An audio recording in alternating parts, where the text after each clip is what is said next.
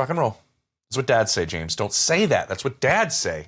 My husband says rock and roll every day. Let's rock and roll. Let's rock and roll. Getting ready to get into the car, getting ready to leave a restaurant, and I try to stop myself all the time. Kev tries to probably stop himself, and then he goes, "Gah!" No. He loves it because the boys say it back. Let's rock and roll. See, I'm trying to stay young, I think. Maybe it's an effort. My birthday was yesterday. I'm just trying to, not get old.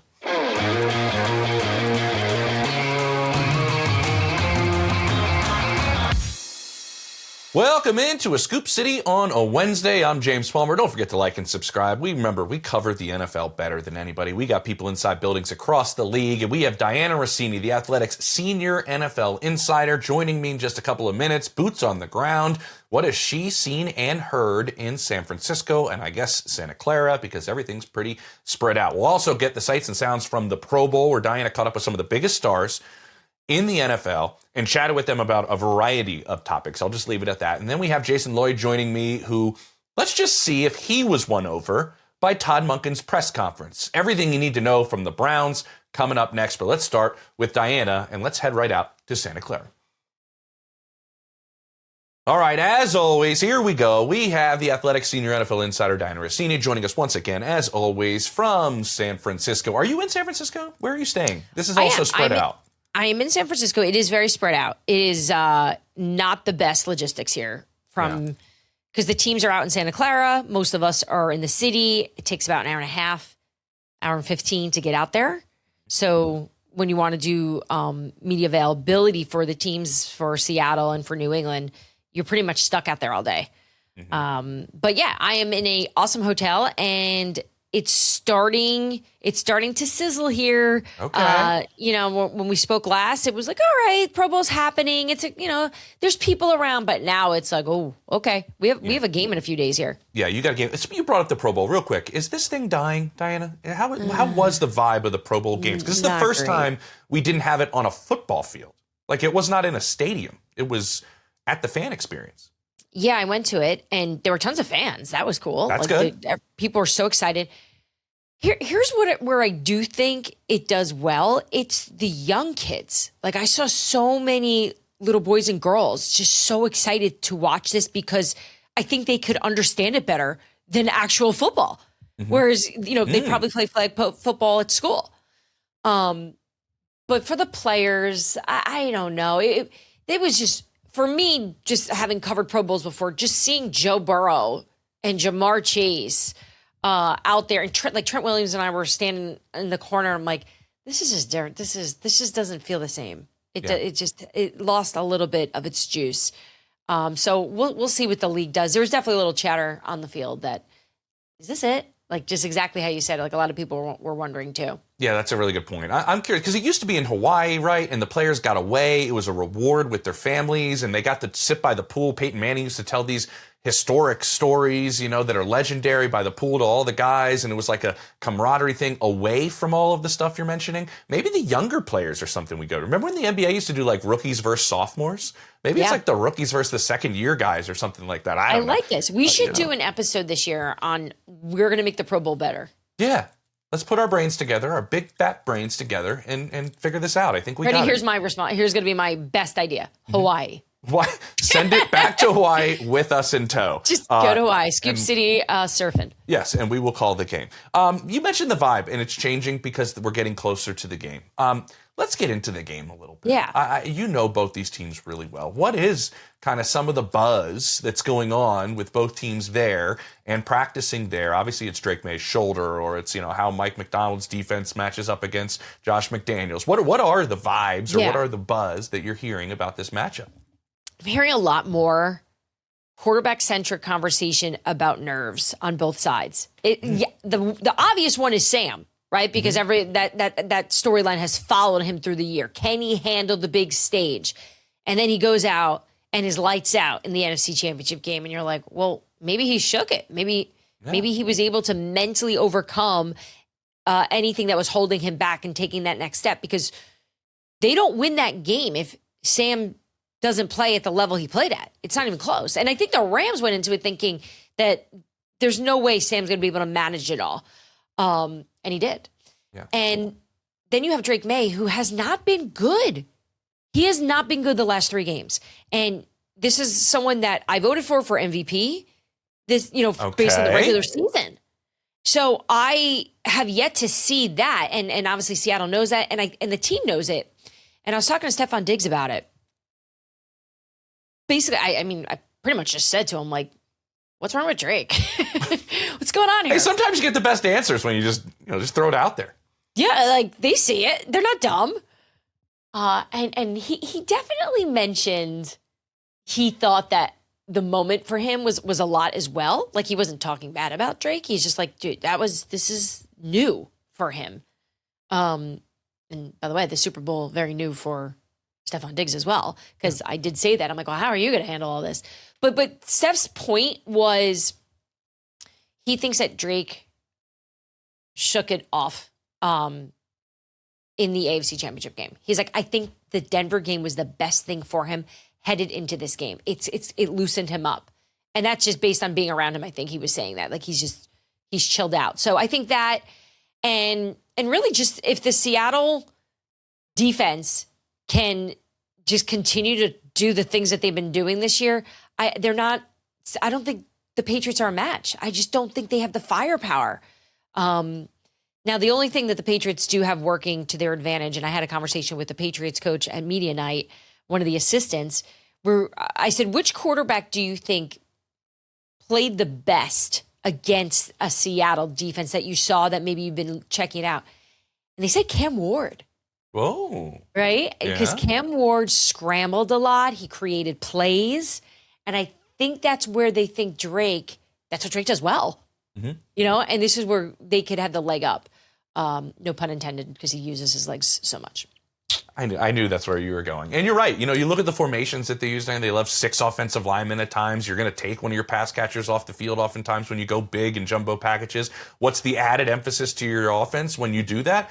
It's the mobility of your quarterback. It's the ability of your quarterback to go out there and use his legs and have that second play and make a secondary that is very good and likes to play that too high shell stuff. Make them play longer. Make them cover longer. And so you touched on something there, and this isn't every Super Bowl, but it seems like this one has a vibe of like you mentioned it. I don't know how New England stays up with Seattle. When that's said by everybody, I feel like by the end of the week, there starts to be like a nervousness with everybody going, that's still true, like, right? Like, it's almost like, such a good point. It's so, and I've thought it too. Every analyst is looking at this very much on paper, right? Mm-hmm. Because it does make sense. Seattle is the better team.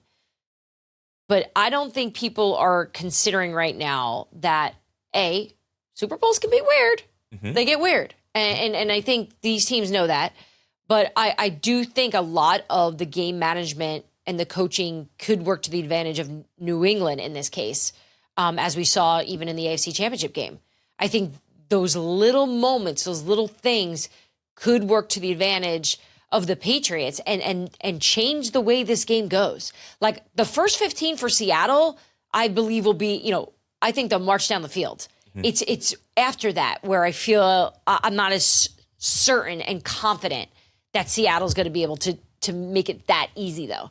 So I do like this, and I'm going to keep an eye on it for you.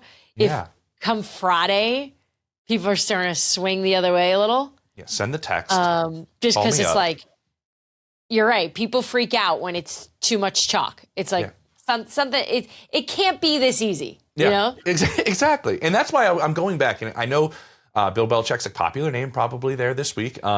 But he's not coaching in New England. But there still is Josh McDaniels, and there still is Mike Vrabel, who spends so much time with Bill. And the reason I bring that up, Dianna, is have you heard anything about, like, because they've done this in past Super Bowls, they will do something completely different than what they've done schematically on one of the sides of the ball when the Super Bowl rolls around. I remember Super Bowl where like play zone all year, came out, played man the entire Super Bowl. Yep, like, you know what I mean? That well. Do you get that sense, even though Bill's not there, that could be something we see from New England? I don't think that big of a difference. Okay. I don't think anything that shocking. I do think because they're very prepared, they will have something.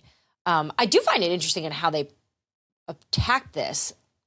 You know this, the Kansas City Chiefs, they used to install everything last week. And they were done. They would just show up here for the week before the Super Bowl. And tinker, fine tune. Yep. Just little. New England didn't do that. They still have a lot of stuff that they have to work on this week at practice. Did Drake's shoulder play a factor in that? No, you know what's that's one of those storylines I've seen everywhere too, that when I was around the team and talking to them, I didn't really get a feel like this was a big problem that they were very worried about. Yeah. We'll see how that I don't want to say it's not going to be an issue at all between now and Sunday, but for right now, I don't think this is something that is keeping them up at night, that he's going to have this injury. You brought up Josh McDaniels. And, this is his 10th Super Bowl. Yeah. 10. It's unreal. Like, when I saw that, I'm like, wait, I think my Google was wrong. It's not. Yeah. So you have tons of experience there. But I was just thinking about him as a coach. It's hard to give him so much credit because it's always Tom Brady. But if he could get Drake May to win a Super Bowl, this may be Josh's best coaching job. That's a great point. That's a really good point. And it was funny because I was standing on that sideline, Dianna, in the AFC Championship game, and I'm talking to some people with the Patriots, and I'm like, this is, and this is no slight, right? But I'm like, this is Pop Douglas. This is Kayshon Boutte. This is Stephon Diggs in year, 11? Like, this passing attack and this downfield attack is really good. Like, what makes it work? And without missing a beat, the coach was like, Josh. Like, it's Josh. Like, he's the one, obviously not taking anything away from our players. He's outstanding at this. Do you think he could get another... A third crack, a third bite of the apple at some point? Like, because we are still always searching for offensive play caller, head coaches. It never stops. That's the only reason. That's the only reason. Exactly. And you've seen what he's done with Drake. Drake looked good last year, but not like this. Yeah. And it's just getting started. So, look, he seems just happy to be doing the role he's in. So I could see teams, though, reaching out and calling. But, man, New England would be so bummed to lose that one. They've got it perfect. I mean, this is – the fact that they're even playing in this early is still pretty shocking. And I think that works to their advantage, too, headed into this game. Just because it's like, hey, we weren't even supposed to be here yet, and we're here. Yeah, I love that. And before you go, anything that kind of has caught your eye this week? League news, anything that you've just, been making the rounds and talking to everybody? Is there anything that you kind of went, oh, I didn't expect to hear that this week? The Roger Goodell press conference went down, and a lot of media members, we kind of gathered afterwards to kind of digest it all and share our own opinions and thoughts. And we thought that it felt very intentional for Goodell to be he seemed almost tired up there. Like, okay, disinterested. Okay. But sometimes that's part of the PR move. So because they had such hot topic items. And we knew that going in, right? They needed to downplay. Like, it wasn't as sassy as I was expecting that press conference to be at all. And some of that was maybe on us, but he navigated in and out, and he didn't get a lot of pushback. And the two-barrel question, James, you can't ask two questions in one. No, because they always take the easier question, and then they never answer probably the better question and the harder one. And somebody comes and takes the microphone away anyways as soon as you get done asking. Exactly. So you got to just go one on them. But I've done it. You've done it. You can't help yourself because you're trying to get as much intel as you can. Yeah. But I do. My other thought is I've had a couple players tell me that them being out. I know I started the show telling you that we're really far away from them. I think that's been awesome for the team. I know both the Seattle Seahawks and the Patriots, they had off on Tuesday. Both teams had really late curfews, and everyone just laid low. Nobody went out. I saw some guys at dinner because I was up there, but they were in sweats. Like no one's coming to San Francisco to go to clubs. Whereas I'm sure if you ask like Mike Vrabel during his Super Bowl weeks, they were like partying. They were out because that's just the way they did things back then. Totally. Go back and listen to Monday's show, by the way, guys. Chase told a great story about the first night that they were in Miami with Sean Payton, and Sean said no curfew tonight. Or set the curfew, I think it was extremely late. Yeah. And he said, this is your one night. I think it was like Sunday night or whatever it was when they first got there. But Sean actually did it hoping guys would break curfew. Then he could ream them out and have them lock in come Monday morning and go. Always some philosophy there. Yes, 100%. Okay. I was surprised they let them stay out. I think it was like a 2 a.m. curfew for Seattle and New England. Okay. Yeah. All right. I do have this one. Any chance we have there's so much international talk this week. Any chance we get a Super Bowl sooner than later outside of the continental United States? Yeah. It's just, James, it's headed there. It's right? going there. Like, it's going there. You don't want it. A lot of people don't want it. I want but it. That's what they're building. That's what they're trying to do. I want it. Yeah, but where do you want it? That's where. I love London. Yeah, I think it goes to London. I think that would make the most sense because that's it's where the they longest built it. tenured international site. Yep. I want it in Japan. I did Japan this summer. It was delightful. Tokyo, Kyoto, else. The Palmer family is travelers. And man, do we love Japan. Okay, Japan football, yes or no? I don't think you've built it up like you have London with this. Like the fandom has grown. Honestly, it really has. And I know some people question it, right? Then, but like we've been over there. Like you can see it. Like you can see the fandom has grown in the UK, and they know the game, and they actually do really, really know the game. And it's such an economical hub of that part of the world. It does just make sense. Okay, I know you got a boogie. It was wonderful chatting with you. Enjoy. Make sure you catch Dianna on everything, including Scoop City First, but everything else that she's doing, which is all over. And I'm writing too, so my column's coming out this weekend. So we're back on what I'm hearing. The Saturday morning, what I'm hearing before the Super Bowl. Let's do it. Have my coffee and watch it. Okay, friend. You're the best.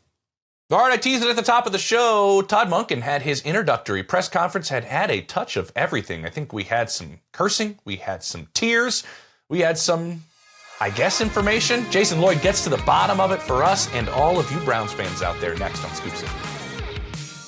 All right, welcome back to Scoop City. We got the man who brings the goods every time he joins us. Jason Lloyd joins us once again here on Scoop City, and we got to talk this Todd Monken press conference. It had a touch of everything, Jason, honestly.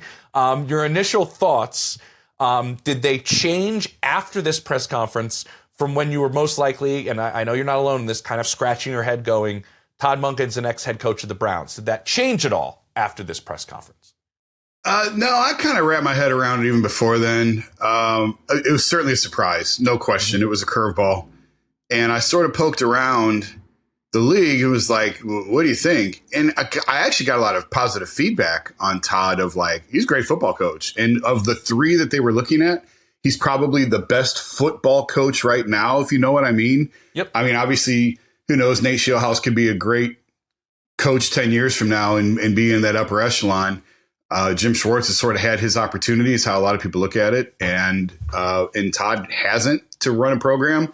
He's a great offensive mind, and it's a little bit of an unorthodox hire just because of his age. And it just feels like in this cycle, you know, when you talk about Mike McCarthy and Todd Monken landing two of the jobs, it's a move away from what the NFL for quite often is the young analytical mind offensive genius, right? Like that's not the box that these guys fall into. But Todd's had a great career as a grinder and been all over the place. And he said he left Georgia for this moment to be a head coach in the NFL. And he wasn't sure he would ever get it. And here we are.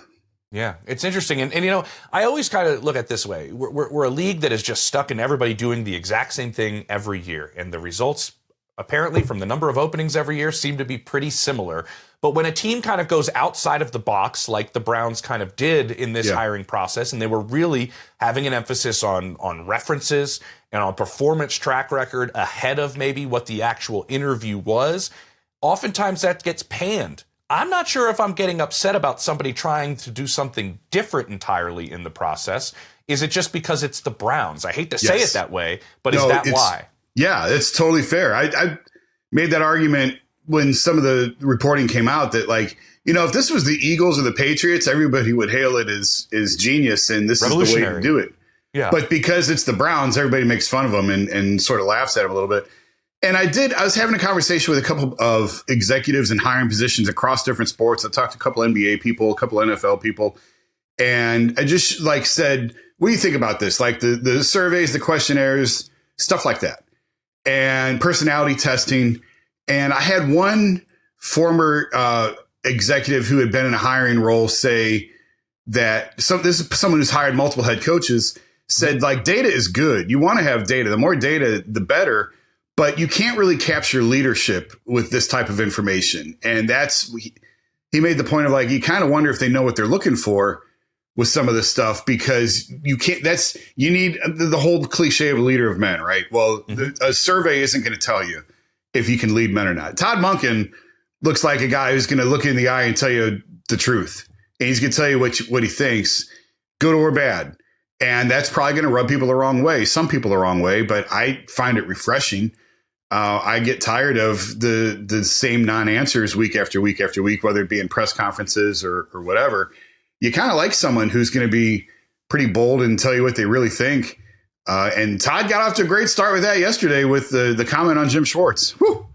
Oh, yeah, we'll get to that. We'll certainly get to that. But you're right. And, we oftentimes don't even look at it where we go, when teams are evaluating taking a quarterback in the first round, the pieces of the puzzle, there's so many of them, from the interview at the combine to their visit to how the other players interact around them when they're in your facility, and it used to be the Wonderlic test, and then it was the S2 and all these different pieces. You can do the same with your head coach. You do want to have the interview be a part of it. If they have that presence in the room, you want to feel that in the interview part.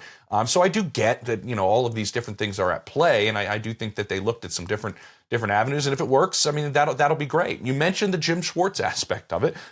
Those are some interesting answers. Is Jim Schwartz completely out the door, or is there any chance of him returning here? Personally, I don't think he's coming back. The only way I think he comes back is if the Browns sort of drag him back in a hostage situation, which I think would be probably not the right move to make. Now, the Browns historically have dealt with something similar to this in the past, and they always make the player honor the contract. David Njoku asked for a trade shortly after Kevin Stefanski arrived. The Browns said, nope. Myles Garrett very famously went on a Super Bowl row last year, Radio Row, and set the organization on fire day after day after day of Super Bowl week. And the organization said, nope, we're not trading you. And of course they gave him the extension and gave him more money. I'll be curious to see how this plays out. I've spoken to people around Jim who feel pretty strongly he is not going back in that building. This is over. Now he is under control for, I believe, 2 more years. And we'll see if the Browns sort of hold his feet to the fire on that. He could just retire, I guess, if he really feels that strongly about it. And, there was a notion of when cooler heads prevail, give it a week or so, Jimmy will write him a bigger check with an extra zero attached to it, and all is well that ends well. I'm not necessarily sure I fall into that camp. And if I'm Todd Monken, do you want him back after the way that he behaved, after the way he acted? You're a first-time head coach. Now, granted, he's been around forever, but this is his first time in this role. And Jim is an incredible defensive-minded coach, but he also has a reputation of being difficult to work with sometimes. And when you combine that with how this is already the start that this is already off to, I think the Browns do need to strongly consider maybe just parting ways with Jim, finding another defensive coordinator, whether promoting someone within the staff or finding someone who shares the same philosophies that Jim has, because Todd made it pretty clear yesterday, this is a great defense and we're going to keep the same defense exactly as intact, sort of regardless of who's running it. And Jim said, like, I took this job for Myles Garrett. I didn't take this job for Jim Schwartz. And that was just felt like the nuke of all nukes to drop on the guy's head. So if there was any chance of it coming back, I think that press conference yesterday may have closed it out. Yeah, it was almost like he was trying to toe the line, but in towing the line, it just almost kind of like nuked the to use your term, the Jim Schwartz return type of aspect. And I do honestly, I get it. Like, you interviewed for the job. It started to be a buzz around the league that there was a very good chance you could land this job. You don't get it. And then, hey, we still want you to run the defense. The Jeff Ulbrich situation in Atlanta, far different. Never interviewed for the head coaching job. Kevin Stefanski retained him.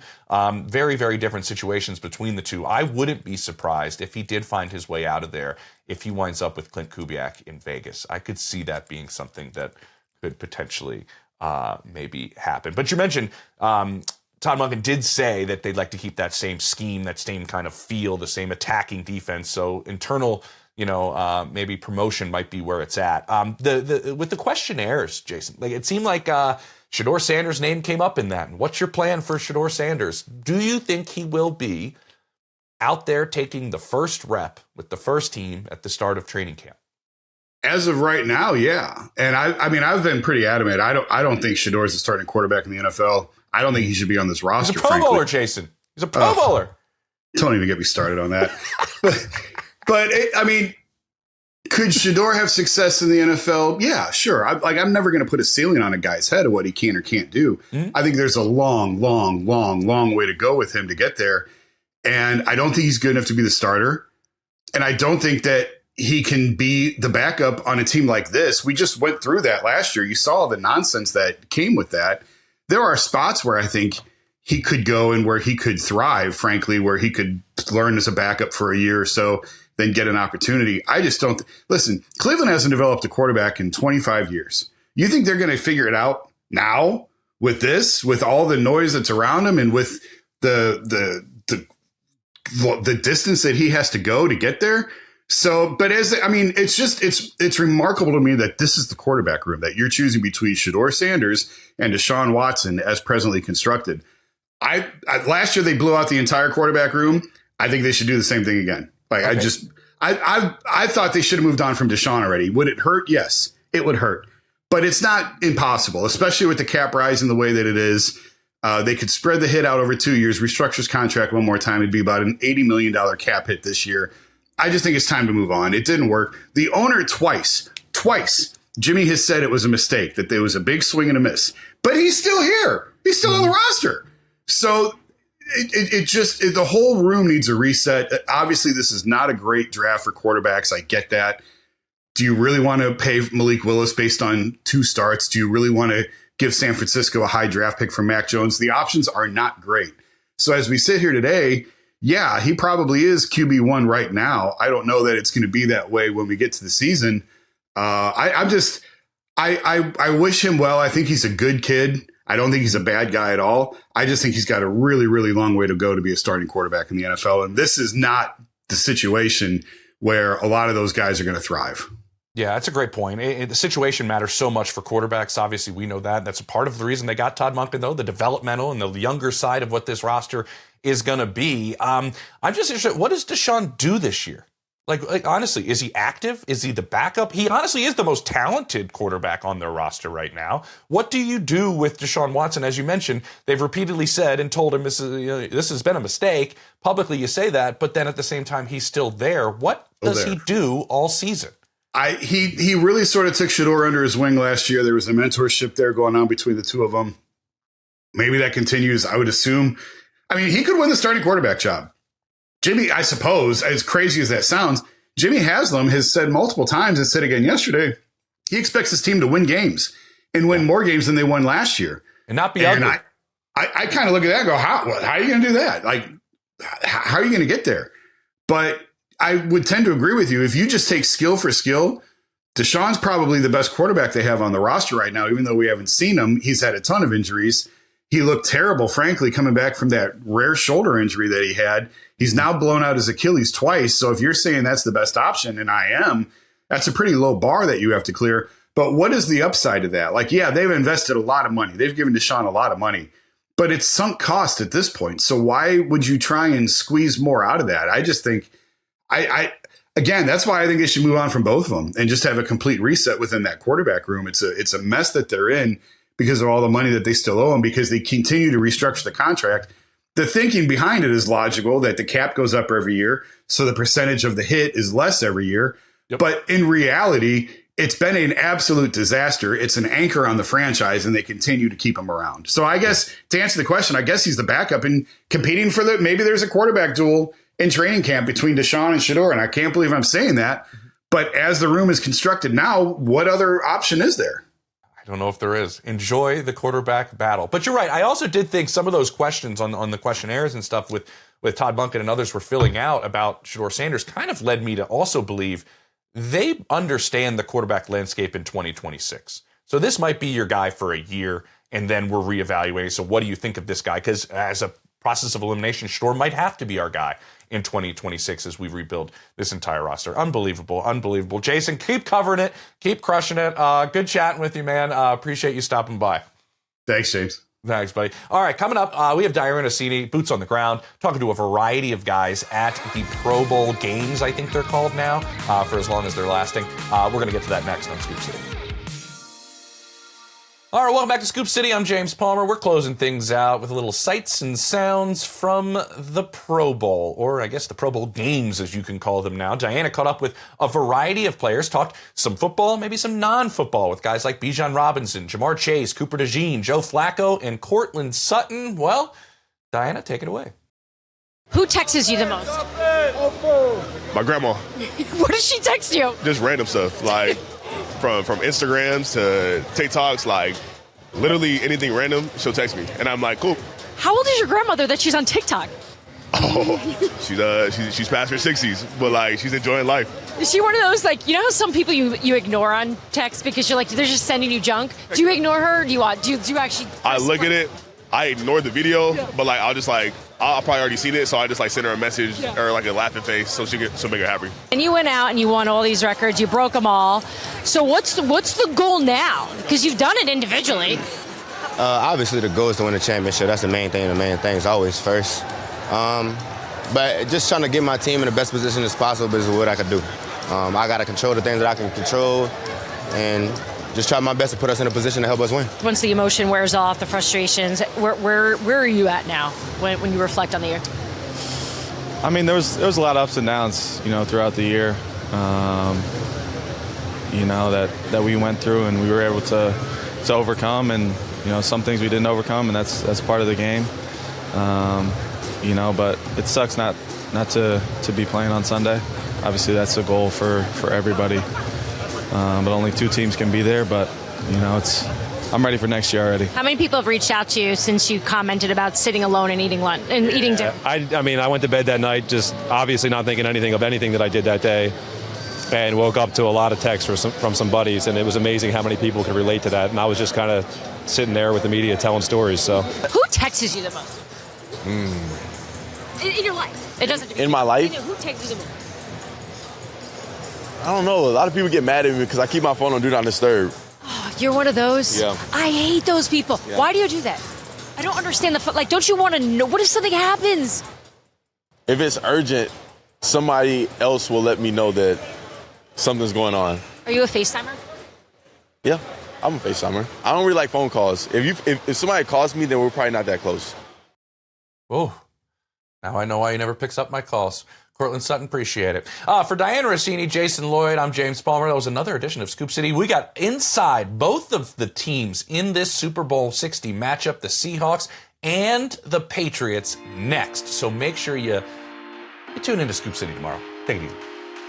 Thanks for tuning into Scoop City. If you want to hear more, make sure you like and subscribe. We drop our new episodes every Tuesday and Friday.